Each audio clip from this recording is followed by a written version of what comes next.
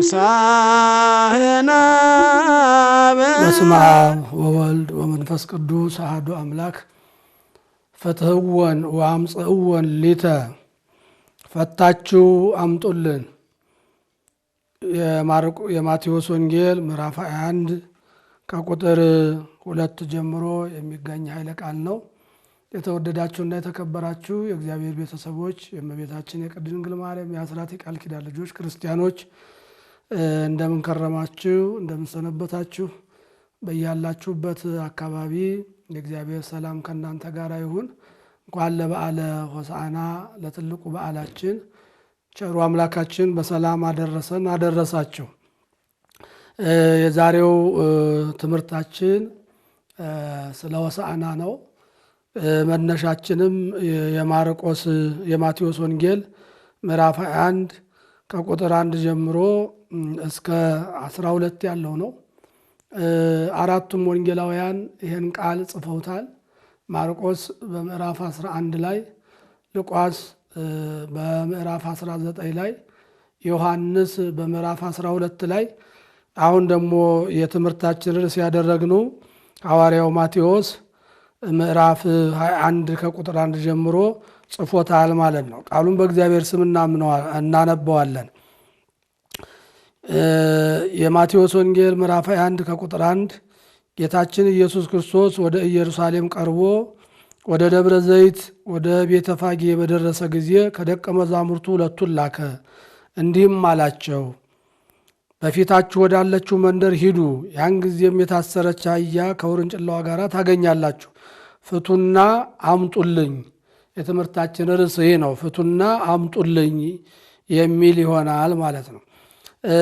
ክብር ይግባውና ስሙም ከፍ ከፍ ይበልና የአባቶቻችን አምላክ እግዚአብሔር ወልድ ኢየሱስ ክርስቶስ ወደዚህ ዓለም መጥቶ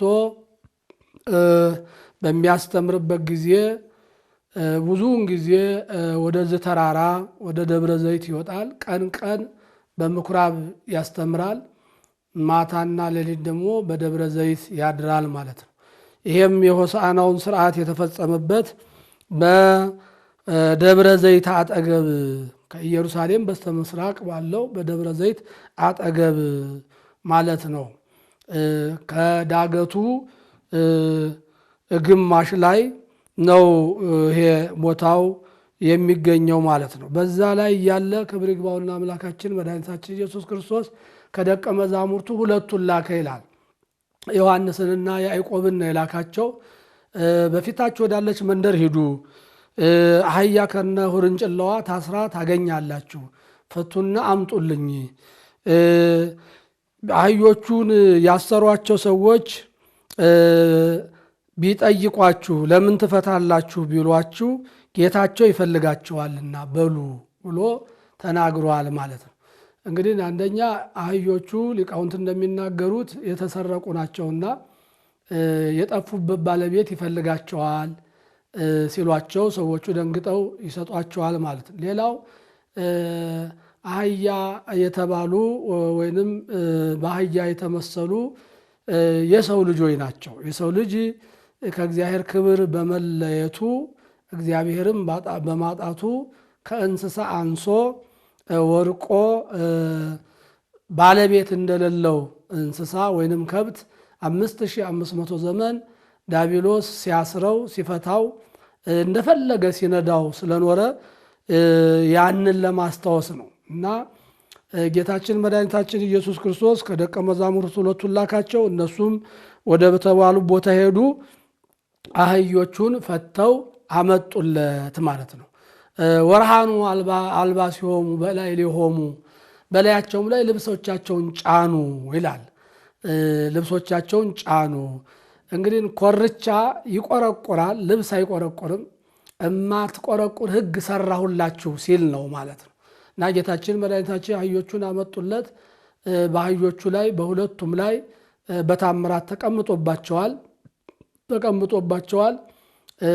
ከታች ሕዝቡ ደግሞ እንደው ቤታችን ብናነበው ቃሉን ልብሳቸውን በአህዮቹ ላይ ጫኑ፣ ጌታችን ኢየሱስ ክርስቶስም በእነሱ ላይ ተቀመጠ ይላል። በሁለቱም ላይ በታምር እሱን ሁሉ ማድረግ ስለሚችል ማለት ነው። ብዙ ሕዝብም ልብሳቸውን በመንገድ ላይ አነጠፉ ይላል። እንኳን ላንተ ለምትቀመጥባቸው አህያዎች እንስሳት ክብር ይገባል ሲሉ በምድር ላይ አነጠፉ። ዛሬ ብዙ ምዕመናን ታቦት ሲወጣ ልብሳቸውን እያነጠፉ ታቦተ ሕጉ እንዲረግጥላቸው የሚያደርጉት መነሻውና መድረሻው ይህ ነው። ሌላው ታቦታተ ሕጉ ሲሄዱ በምንጣፍ ላይ የሚሄዱበትም መነሻው ይሄ ነው። ቤተ ክርስቲያን ያለ መነሻ ያለ መድረሻ ያለ ምሳሌ ያለ ትርጉም አታስተምርም። ዝም ብሎ የመጣ አይደለም። ሕዝቡም ልብሳቸውን በመንገድ ላይ አነጠፉ። ሌሎቹም ከዛፎች ጫፉን እየቆረጡ በመንገድ ላይ ያነጥፉ ነበር ይላል። እንግዲህ ዘንባባ ነው ቢሉ ዛፎች ነው የሚለው፣ ዘንባባ ነው ቢሉ ይላሉ ሊቃውንት። አብርሃም ይስሐቅን፣ ይስሐቅ ያዕቆብን ልጆቻቸውን ሲወልዱ ዘንባባ ይዘው አመስግነዋል ማለት ነው። ሌላው ዘንባባ ጫፉ ሻካራ ነው። እሳት ቢነካው አያቃጥለውም። ጫፉን ብቻ ነክቶ ይተዋል። አንተም ባህሪ አይመረመርም ሲሉ ነው። አይመረመርም ሲሉ ዘንባባ ይዘው አመስግነውታል ማለት ነው። ዘንባባ የደስታ መግለጫ ነው። ቅዱስ ዮሐንስ ወልደ ነጎድጓድ ታላቁ አባታችን የላይኛዋን የመንግሥተ ሰማያት ሕይወት ሲነግረን ዘንባባውን ይዘን ነጩን ልብስ ለብሰን የበጉን መንበር እየዞርን ነው ይላል። እና ዘንባባ የደስታ መግለጫ ስለሆነ ዘንባባ ይዘው አመስግነውታል። ሌላው ተምር ነው የሚሉ አሉ። ተምር ነው የሚሉ ሊቃውንት አሉ ማለት ነው። ተምር ፍሬው አንድ ነው። አንተም ዋህደ ባህሪ ነህ። ባህሪ አንድ ነው። ሥላሴ በአካላት ሶስት በመለኮት ግን አንድ ነው። ዋህደ ባህሪ ነህ፣ ተቀዳሚም ተከታይም የለህም ሲሉ ተምር ይዘው የተምር ዛፍ ቅርንጫፉን ይዘው ያመሰገኑም አሉ። ሌላው የወይራ ቅጠል የወይራ ዛፍ ቅጠሉን ቅርንጫፉን ይዘው አመስግነውታል ማለት ነው። እንግዲህ ይሄ ወይራ ዘይት ይሆናል። ዘይት ደግሞ መስዋዕት ነው። አንተ መስዋዕት ሆነህ ታድነናለህ በዕለተ ዓርብ ሲሉ ሕዝቡ ይሄንን ይዘው አመስግነውታል፣ ዘምረዋል ማለት ነው። በፊቱም የሚሄዱ ነበሩ። ነቢያት ከፊት የሚከተሉ ነበር፣ ሐዋርያት ከኋላ ወይንም አእሩግ ከፊት ሽማግሌዎች፣ ሕፃናት ከኋላ፣ ሕዝብ ከፊት አሕዛብ ከኋላ። እነዚህ ሁሉ እየዘመሩ ከፊት ሆሳዕና ለዳዊት ልጅ በእግዚአብሔር ስም የሚመጣ ቡሩክ ነው እያሉ የመዝሙረኛው ቅዱስ ዳዊት ገና ጌታችን መድኃኒታችን ኢየሱስ ክርስቶስ ከመምጣቱ 700-800 ዓመት ገደማ የተናገረው ቃል ነው ማለት ነው። ባረክናክሙን ቤተ እግዚአብሔር፣ ከእግዚአብሔር ቤት መረቅናችሁ፣ ከእግዚአብሔር ቤት በእግዚአብሔር ቤት አመሰገንናችሁ ብሎ ስለ ጌታችን እግዚአብሔር ጊዜ አስተራየለነ ግበሩ በዓለ በትፍስሕት በሀበል ላይ አስተሃምምዎ እስከ አቅርንቲሁ ለምስዋዕ፣ ሳትቆጥቡ ጎደለ ሳትሉ በቤተ መቅደሱን ሞልታችሁ እግዚአብሔርን አመስግኑ፣ ቡሩክ ዘይመጽእ በስመ እግዚአብሔር ብሎ የተናገረው ገና ጌታችን ሳይመጣ 800-700 ዓመት ገደማ መዝሙረኛው ቅዱስ ዳዊት ያንን የተናገረው አባታቸው የተናገረውን ለዳዊት ልጅ ሆሳዕና መባል ይገባዋል። ሆሳዕና ማለት አሁን አድን እንደማለት ነው። ፈጥነህ አድን። ፈጥኖ የሚያድን ክርስቶስ ብቻ ነው። ማንኛውም ባለመድኃኒት ማንኛውም ሐኪም ቀጠሮ ይሰጣል። በዚህ ጊዜ መድኃኒት ዋጥ ይላል፣ ተመላለስ ይላል፣ ምርመራ ያደርጋል፣ ለቸካብም ይጠራል። አልጋህን ተሸክመ ሂድ ብሎ በደቂቃ የሚያድን ክርስቶስ ብቻ ነው። አሁን አድን ማለት ነው። እግዚአብሔር ሲያድንን አሁን ነው። ጊዜ አይፈልግም። የጊዜ ባለቤት ነው። መድኃኒት አይፈልግም። ራሱ መድኃኒት ነው እና ሆሳዕና ማለት መድኃኒት ማለት ነው። ክርስቲያኖች ፈጥኖ የሚያድን አስተማማኝ መድኃኒት፣ ጊዜው የማያልፍበት መድኃኒት፣ ዘላለማዊ ሕይወት ነውና እንዲህ እያሉ ያመሰግኑ ነበረ ይላል። እየጮሁ እንግዲህ እግዚአብሔርን ስናመሰግን ያለ መቆጠብ ነው። ክላ በህቁ ይላል ኢሳይያስ። ስታመሰግነው አትቆጥብ። አንዳንድ ሰዎች አንድ መዝሙር ሁለት መዝሙር ይላሉ። እግዚአብሔርን ማመስገን አዎ በመቁጠር አይደለም፣ በመለካት አይደለም፣ እስከምንችለው ድረስ ሳንደክም ሳንሰለች ማመስገን እንደሚገባን ነው የሆሳዕና ትምህርት የሚነግረንና በዛን ጊዜ እየጮሁ ይዘምሩ ነበር። ጌታችን ኢየሱስ ክርስቶስም ወደ ኢየሩሳሌም በገባ ጊዜ ከተማይቱ ማን ነው አለች ይላል።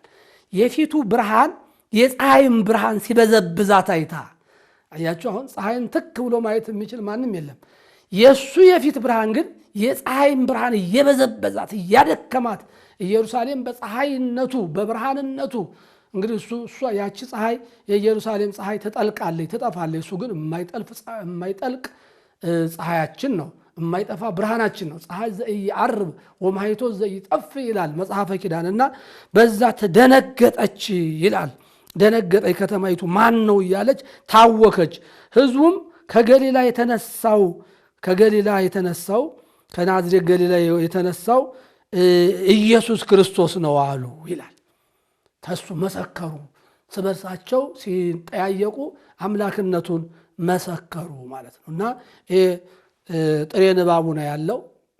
እንግዲህ ሆሳዕና ትልቁ በዓላችን ነው። ከጌታችን ከመድኃኒታችን ከኢየሱስ ክርስቶስ ከ9 አበይት በዓላት አንዱ ሆሳዕና ነው። 9 የጌታችን የመድኃኒታችን የኢየሱስ ክርስቶስ አበይት በዓላት ጽንሰቱ፣ ልደቱ፣ ጥምቀቱ፣ ስቅለቱ፣ ትንሣኤው፣ እርገቱ፣ እንደገና በዓለ ጰራቅሊጦስ፣ እነዚህ የጌታችን 9 የሚባሉት ሆሳዕናን ጨምሮ ማለት ነው። 9ኛው ሆሳዕና ነው እና ከ8ቱ ታላላቅ አበይት በዓላት አንዱ ሆሳዕና ነው። ሆሳዕና የዘንባባ በዓል ነው። እንግዲህ ብዙ ሕፃናቱ፣ አባቶች፣ አረጋውያን ሁሉ ተገኝተው የሚያከብሩት በራሳቸው ላይ የዘንባባ ቅጠል አስረው ያመሰግኑታል። ያሰሩት ቅጠሉን አይደለም፣ ወንጌል ነው። አሁን እዚህ የተናገርነው ላይ በማቴዎስ 21 በማርቆስ 11 በሉቃስ 19 በዮሐንስ ወንጌል ምዕራፍ 12 ላይ በአራቱም ወንጌላት የተጻፈውን ምዕመናን ራሳቸው ላይ አድርገው ጣታቸው ላይ አስረው በክንዳቸውም በእጃቸውም ጨብጠው ይዘው ያመሰግኑት የዘንባባ በዓል ነው። ይሄ ትልቅ በዓል ነው። እንግዲህ ክብር ይግባውና ስሙ ከፍ ከፍ ይበልና አምላካችን መድኃኒታችን ኢየሱስ ክርስቶስ በአህያዋ ላይ ሆኖ ወደ ኢየሩሳሌም ከደብረ ዘይት አጠገብ ግማሹ ላይ አጠገብ ደብረ ዘይት ሙራደ አቀብ ይለዋል ማለት ነው እና ጌታችን መድኃኒታችን ኢየሱስ ክርስቶስ ወደ ደብረ ዘይት ተራራ መውጫ ግማሹ ላይ ተራራው ሳይደርስ ወገቡ ላይ ከዛ ነው አህዮቹ ታስረው የነበሩት። ከዛ ተነስቶ ኢየሩሳሌም ድረስ ሄዷል ማለት ነው። ከኢየሩሳሌም ከተማ እስከ ቤተ መቅደስ ድረስ ያለው 16 ምዕራፍ ነው። 14ቱን በእግሩ ሄዷል ጌታችን። 14ቱን በእግሩ ሄዶ 2ቱን ደግሞ በአህያዋ ላይ ሆኖ ቤተ መቅደሱን ዞሮ ያንን ስርዓት ፈጽሟል ማለት ነው። በዚህ ቀንም ወደ ቤተ መቅደስ ገብቶ ነበረ። ቤተ መቅደስ ሲገባ በቤተ መቅደሱ አቅጣጫውን ስቶ መስመሩን ስቶ የጸሎቱ ቦታ፣ የዝማሬው ቦታ፣ የአምልኮቱ ቦታ፣ የንግድ ቦታ ሆኖ እግዚአብሔር ተረስቶበት እግዚአብሔር ተዘንግቶ ለሌላ ባይድ ነገር ተጨምሮበት አገኘ። ጌታችን መድኃኒታችን ኢየሱስ ክርስቶስ ወደ ቤተ መቅደስ ገባ። በዚህ ቀን የሚሸጡትን የሚገዙትን ሁሉ አባረረ። የገንዘብ ለዋጮችንም መደርደሪያ የርግብ ሻጮቹንም ወንበር ገለበጠ። ቤቴ የጸሎት ቤት ይባላል ተብሎ ተጽፏል፣ እናንተ ግን የሌባና የቀማኛ ዋሻ አደረጋችሁት ብሎ ጅራፍ አንስቶ ቤተ መቅደሱን አጸዳ ማለት ነው። ወደ ቤተ መቅደስ ገብቶ በዛሬው ዕለት በሆሳዕና ዕለት ሰፊ አገልግሎት ሰጥቷል ማለት ነው። እንግዲህ ሆሳዕና ትልቅ በዓል ነው። ከትምህርቱ ርዕስ እንደምንረዳው ፈታችሁ አምጡልኝ ነው። እንግዲህ 5500 ዘመን የሰው ልጅ ሁሉ ታስሮ ነበረ በማይሰራ ኃጢአት በማይፈታው ማንም ሊፈታው በማይችል ብዙ ነቢያት ከጌታችን በፊት መጥተዋል። ይሄን ማይሰር ይሄን ንግር ብረት ሊፈቱ አልቻሉም። በእውነት እነ ኢሳይያስ እነ ኤርምያስ ሌሎቹም ታላላቅ ነቢያት እነ ዳንኤል አበይት ነቢያት ደቂቀ ነቢያት እነዚህ ሁሉ ሞክረዋል፣ ደክመዋል። ጮኸዋል፣ ግን ጩኸታቸው ዋጋ አልነበረውም። ነባይነ ነባይነ ከመዘኢ ነባይነ ኮነ፣ ጮህን እንዳልጮኸ ሆን አሉ። ጩኸታቸው ዋጋ አላገኘም ነበር። ይህም ማይሰር መፍታት አልቻለም ነበረ። አዎ ማስተማርም አስተምረዋል፣ ደክመዋል፣ አልተሳካላቸውም። ፈወስንሃ ለባቢሎን ወይ ተፈወሰት። ባቢሎን የተባሉ በባቢሎን የሚኖሩ ሕዝብ በዓለም ያሉ ሁሉ 5500 ዘመን አጋንንት በእግራቸው የሚጠቀጥቋቸው ከእግዚአብሔር እቅፍ የወጡ ሁሉ እነዚህ ናቸው ባቢሎን የሚባሉ። ሊፈወሱ አልቻሉም። እውነተኛው መድኃኒት እውነተኛው ሆሳዕና እስኪመጣ ድረስ እውነተኛው ሆሳዕና መጣ። ፈታችሁ አምጡልኝ አለ ጌታችን። እዚህ ላይ የምንማረው ራሱ ሄዶ አህዮቹ ላይ አልተቀመጠም። ደቀ መዛሙርቱን የላከው ሂዱና ፈታችሁ አምጡልኝ ይላል። ዛሬም ብዙ የታሰሩ ወገኖች አሉ። በተለያየ ነገር በኃጢአት፣ በሐሜት፣ በተንኮል፣ በዘረኝነት፣ በሟርት፣ በጥንቆላ ገመድ የታሰሩ አሉ። ዛሬም ንጉሱ እንደዛው ነው የሚለው፣ ፈታችሁ አምጡልኝ ነው የሚለው። ፈታችሁ አምጡልኝ ይላል። ያንን በሐሜት የታሰረውን ፈታችሁ አምጡልኝ ይላል። ዛሬ የተላኩ ካህናት ለዚህ ነው። መምህራን የሚያስፈልጉን ለዚህ ነው። ሊቃውንት የሚያስፈልጉን ለዚህ ነው። ሰባካያን የሚያስፈልጉን ለዚህ ነው። የክህነትን ስልጣን በምድር ላይ ለነቢያት፣ ለሐዋርያት፣ ለጻርቃን፣ ለሰማዕታት አሁን ላሉም ሊቃውንት ጌታችን የሰጠው ብዙ የታሰሩ አሉ። እነዛ እንዲመጡ ነው። ፈታችሁ አምጡልኝ ነው። የሚያስርበት አይወድም እሱ ንጉሱ። ዛሬ ብዙዎቻችን የምንሯሯጠው ወንድሞቻችንን ለማሰር ወንድሞቻችንን ለማሳሰር ነው። ያን አይወድም ንጉሱ በጭራሽ። ፈታችሁ አምጡልኝ ነው። ከኃጢአት ማሰሪያ ፈታችሁ አምጡልኝ ይላል። እና ዛሬ ያለን ካህናት አደራው ታላቅ ነው። በዙ በማቴዎስ ወንጌል ምዕራፍ 18 ቁጥር 18 ላይ በምድር ያሰራችሁት በሰማይ የታሰረ ይሆናል፣ በምድር የፈታችሁት በሰማይ የተፈታ ይሆናል ብሎ ይህን ታላቅ ስልጣን ሰጥቷል። ክብር ይግባው፣ ስሙም ከፍ ይበል። በጣም የሚገርም ስልጣን ነው። ዛሬ ብዙ የእግዚአብሔር ቃል ያልገባቸው ሰዎች ክህነት ምን ያስፈልጋል የሚሉ አሉ። በጭራሽ አልተባለም። ፈታችሁ አምጡልኝ ነው ያለው ንጉሱ። ክብር ይግባውና ስሙም ከፍ ይበልና አምላካችን አልዓዛርን ሲያስነሳው በዮሐንስ ወንጌል ምዕራፍ 11 ቁጥር 1 ጀምሮ እዙ ቢታንያ ለሆሳዕና ቅርብ ነው። ቢታንያ የሆሳዕናው ቤተ መቅደስ፣ ደብረ ዘይት እነዚህ የተያያዙ ናቸው። እዙ ነው ያስነሳውና አልዓዛርን ካስነሳው በኋላ ደቀ መዛሙርቱን መግነዙን ፍቱለት አለ። የመፍታትን ስልጣን ለካህናት ሰጥቷል። ለዚህ ነው ክህነት የሚያስፈልገው። እና ዛሬ በተለያየ ምክንያት የታሰሩ የእግዚአብሔር ቤተሰቦች አሉ። እነሱን እንድናስፈታ ነው የሚፈልገው አምላካችን። ምእመናን ሁላችንም ቢሆን በአቅማችን በረሃብ የታሰረውን እንድናስፈታለት ይፈልጋል። ምጽዋት በመስጠት በርዛት የታሰረውን አልብሰን ልናስፈታለት ይፈልጋል ጌታችን። ካህናት ብቻ አይደሉም። ለካህናት ትልቁ ስልጣን ተሰጥቷል። ከኃጢአት የማስፈታት ከኃጢአት ማሰሪያ የመፍታት ስልጣን ጌታችን ሰጥቷልና ፈታችሁ አምጡልኝ ነው የሚለው። ዛሬ ዓለም በብዙ መንገድ ታስራለች፣ ተተብትባለች። ፈቶ የሚያመጣለት ይፈልጋል። ከዛ የኛ ስራ የተፈቱትን አህዮች ወደ ንጉሱ ወደሚቀመጥባቸው መውሰድ ነው። የካህናት ስራ ምእመናንን ማብቃት ነው። አብቅቶ ለንጉሱ ማድረስ ነው። ንጉሱ ነው በእነሱ ላይ የሚያድርባቸው። ምእመናን ከኃጢአት ማሰሪያ ሲፈቱ፣ ከኃጢአት ሲጸዱ፣ ከኃጢአት ሲላቀቁ እግዚአብሔር በረድኤት መጥቶ ያድርባቸዋል። ስለዚህ አህዮቹ ላይ እንደተቀመጠ ዛሬም በእኛ ላይ ይቀመጣል። ጌታ ግን በእኛ ላይ እንዲቀመጥብን ምንፈልግ ከሆነ ከኃጢአት ማሰሪያ መፈታት አለብን። ስለዚህ ብዙ በማወቅም ባለማወቅም የታሰሩ በኃጢአት ሰንሰለት የተተበተቡ ብዙዎች ናቸውና እነሱን ፈተን ማምጣት ግዴታ ነው። ለምን ጌታችን በአህያ ላይ ከተቀመጠ ብዙ ፈረሶች ሌላም ሰረገላም ነበረ። ለምንድን ነው ቢባል ትንቢት ተነግሯል፣ ምሳሌ ተመስሏል። ትንቢቱ ታላቁ ነቢይ ዘካርያስ በትንቢተ ዘካርያስ ምዕራፍ 9 ላይ ቁጥር 9 ላይ የሚገርም ቃል ተናግሯል ነቢዩ ማለት ነው። አዎ ስለ ጌታችን መምጣት ጌታችን እንግዲህ ሁሉንም ነገር እንደ እንግዳ ደራሽ እንደ ውሃ ፈሳሽ አላደረገውም። ምሳሌ አስመስሏል። አዎ ትንቢት አናግሯል ማለት ነው። ስለዚህም ስለ በዓለ ሆሳዕናው ትንቢት ተናግሯል፣ አስነግሯል። ነቢያት ተናግረዋል። ነቢዩ ዘካርያስ በምዕራፍ 9 ቁጥር 9 ላይ ያለውን ቃል ባነበው ደስ ይለኛል። አንቺ የጽዮን ልጅ ሆይ እጅግ ደስ ይበልሽ፣ አንቺ የኢየሩሳሌም ልጅ ሆይ እልል በይ። እነሆ ንጉሥሽ ጻድቅና ዳኝ ነው፣ ትሑትም ሆኖ በአህያ ላይ በአህያይቱም ግልገል ላይ በውርንጭላይቱም ላይ ተቀምጦ ወደ አንቺ ይመጣል። ሰረገላውንም ከኤፍሬም ፈረሱንም ከኢየሩሳሌም ያጠፋል። የሰልፉንም ቀስት ይሰብራል። ለአሕዛብ ሁሉ ሰላም ይሆናል። ግዛቱም ከባሕር እስከ ባሕር ከወንዙም እስከ ምድር ዳርቻ ድረስ ይሆናል ይላል።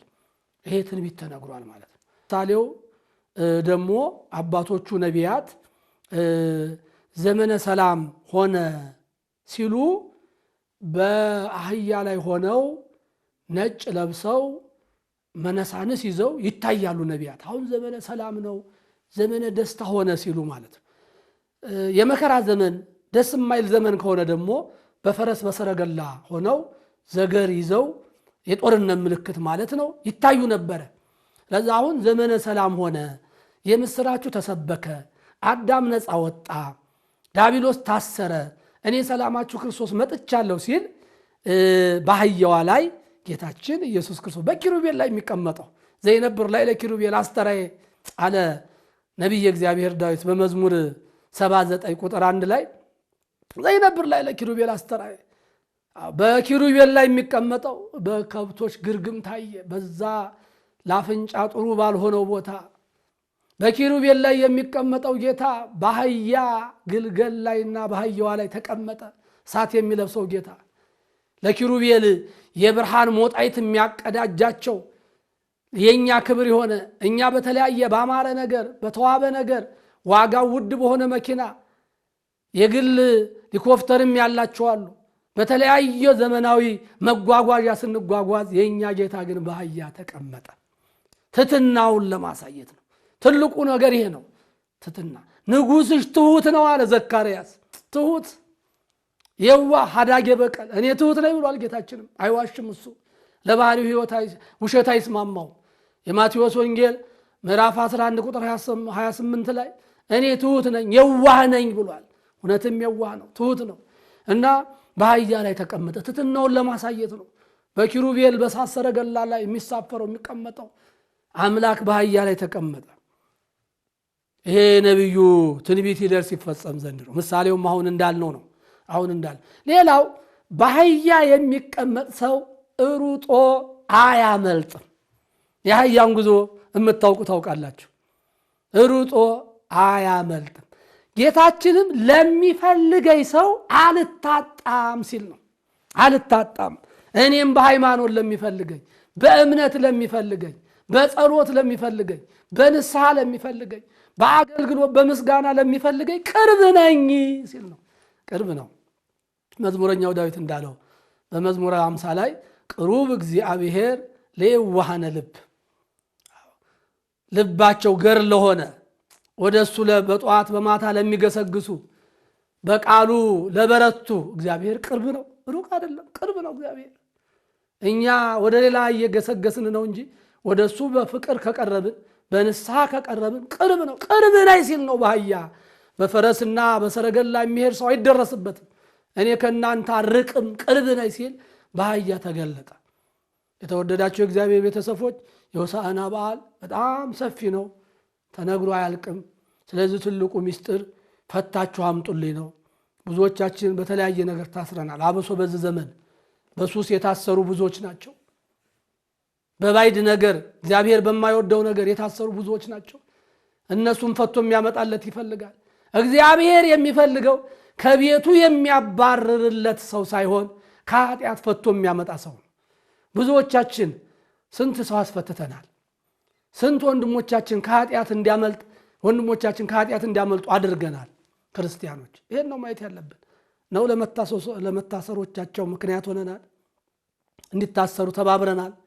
እኛስ በምን ሁኔታ ላይ ነው ያለነው? ንጉሱ ፈታችሁ አምጡልኝ ነው የሚለው እና ብዙ የሚፈታ ሰው ያስፈልጋል። ብዙ የታሰረ በእግር ብረት የታሰረ በኃጢአት እግር ብረት በዚህ ዓለም ወህኒ ቤት ወይንም በዚህ ማረሚያ ቤት የታሰሩ ብዙዎች ናቸው። እነሱ ጊዜያቸውን ጠብቀው ይፈታሉ። በሕግ ስር ነው ያሉት፣ እየተማሩ ነው ያሉት። ትልቁ እስር ቤት ገሃነም ነው። ትልቁ እስር ቤት ኃጢአት ነው። ምእመናን፣ ትልቁ እስር ቤት ሐሜት ነው። ትልቁ እስር ቤት ከእግዚአብሔር መኮብለል ነው። ስለዚህ ዛሬም አምላካችን ፈታችሁ አምጡልኝ ይላል። ፍትሕወን ወአምጽእወን ሊተን፣ ሁሉንም ነው የሚለው። ደግሞ አንዷን አይደለም፣ ሁሉንም፣ ትልቁንም ትንሹንም ብዙውንም ጥቂቱንም ፈታችሁ አምጡልኝ ይላልና ንጉሳችን ከኃጢአት ማሰሪያ ተፈተን ወደሱ እንድንቀርብ ይፈልጋል። ሁላችንም ከታሰርንበት የኃጢአት ማሰሪያ ተፈተን ወደሱ እንድንቀርብ የአምላካችን ፈቃዱ ይሁንልን። እንኳን ለታላቁ በዓላችን ለበዓለ ሆሳዕና አደረሳችሁ። በዓሉን የሰላም የበረከት በዓል ያደርግልን። ፈታችሁ አምጡልኝ። የማቴዎስ ወንጌል ምዕራፍ 21 ቁጥር 2 ላይ ያስተማረን የመከረን የገሰጸን የአባቶቻችን አምላክ እግዚአብሔር ክብርና ምስጋና ለገናናው ስሙ ይሁን። ወስብሐት ለእግዚአብሔር አሜን።